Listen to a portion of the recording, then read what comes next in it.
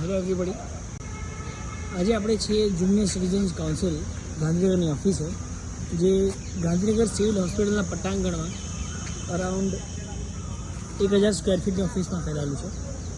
અને if you see the activities which the junior citizens council does is various activities. There is રાહત કાર્ય કરવું, કુદરતી આફતોમાં ગરીબોને દાન આપવું, બ્લડ ડોનેશન, બિનવારસી લાશ માટેની દરેક અંતિમવિધિની ઘણી બધી ગાડીઓ છે એમની જોડે, various ક્રિમેશન when they have. And throughout the 25 years of journey they have acquired multiple cars. They have around served 10,000 plus necessary patients and all the needful responsibilities they have done. And પાણીની પરબની પણ વ્યવસ્થા છે.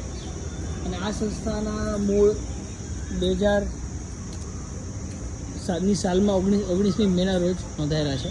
અને આપ જોઈ રહ્યા છો કે બહારના ભાગમાં પણ ગરીબોને જરૂર પડતી જેટલી પણ વસ્તુઓ છે, કે દર્દીઓને જરૂર પડતી જેટલી પણ વસ્તુઓ છે, માત્ર ગરીબ નહીં, કોઈ પણ વર્ગ ધર્મને બાદ રાખીને, એને કોઈ પણના બંધનથી મુક્ત રહીને દરેક વ્યક્તિની સેવા કરવા માટે આ સંસ્થા બંધાયેલી છે.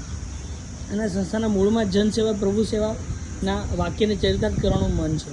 એટલે તમે જોશો તો અલગ અલગ પ્રકારના બેડ્સ, વ્હીલચેર્સ, ટોયલેટ ચેર્સ અને વોકર્સ અને કોઈ પણ મેડિકલ ઇક્વિપમેન્ટ જે દર્દીઓને જરૂર પડે છે બધા જ લોકો રાખી રહ્યા છે. એડિશનલી એ લોકો ક્રિમેશન માટેની જે અંતિમ વિધિની કીટ છે એ પણ રાખી છે.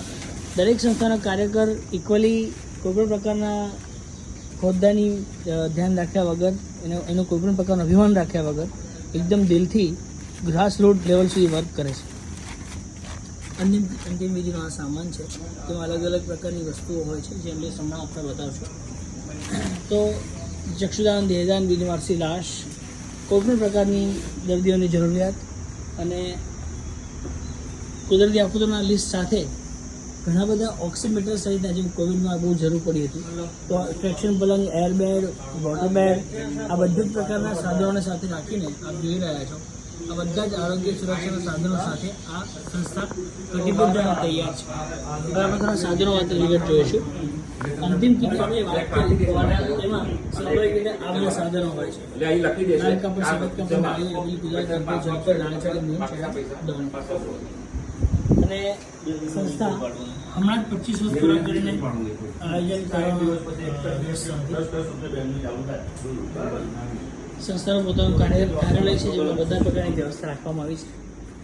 આપણે સંસ્થાની અંદર જઈએ તો અકાઉન્ટ ઓફિસ છે, જ્યાં ઘણા બધા સાધનો પડાય છે, જેમાં એક ઓક્સિમીટર સાધન પડ્યું છે. બીજા રૂમમાં જોશું કોવિડમાં કામમાં આવતા અત્યંત ઓક્સિજન રિજનરેટર્સ અવેલેબલ છે, અને જે હંમેશા દર્દીઓ માટેની અવેલેબિલીટીમાં તૈયાર રહે છે. હમણાં જ સંસ્થાને ઘણા બધા વોટર બેડ્સ પણ મળેલા છે દાનમાં, અને નાની નાની ગોળીઓ, વોકર્સ, ટોયલેટ ચેર્સ, બધા જ પ્રકારના સાધનો જે ગરીબોને, ઇવન સ્પેસિફિક પ્રકારના વોકર્સ, જેટલા પણ સાધનો ગરીબ દર્દીઓને જરૂર પડે, કે દર્દીના સગાવલાને જરૂર પડે, ઓનલી ડિપોઝિટ આપીને આ બધું અવેલેબલ કરી શકાય છે. તો આ છે જુનિયર સિટીઝન્સ કાઉન્સિલ. નામમાં તમને નવે લાગશે કે કેમ જુનિયર સિટીઝન્સ કાઉન્સિલ, કારણ કે આની જે રચના થઈ ત્યારે already senior citizen council available હતી. એટલે યંગ લોકોને એમ થયું કે અમે પણ સમાજમાં સેવાનો ભાવ રજૂ કરીએ, એટલે એમણે જસ્ટ નામ અન્વયે જુનિયર સિટીઝન્સ કાઉન્સિલ, કે જેમાં લોકો એ વખતે 18 થી 25 વર્ષની વય રેન્જના હતા. પણ ડેફિનેટલી આજના દિવસમાં they are all very much aged, 50+. પણ આખા ગાંધીનગરમાં ગમે ત્યારે જરૂર પડે ત્યારે બધાને એક જ નંબર યાદ આવે છે, 232-42-023. બીજો કોઈ પણ નંબર યાદ નહીં રહે, પણ આ નંબર બધાને યાદ રહેશે. એવી સંસ્થા છે જુનિયર સિટીઝન્સ કાઉન્સિલ. અને to all the listeners around the UK, we urge you to please contribute and let the organization grow, which is helping the people around Gandhinagar and Gujarat to make sure they have a very ease of life, and helping every needful people to make sure they do well, and we support them throughout. Thank you very much.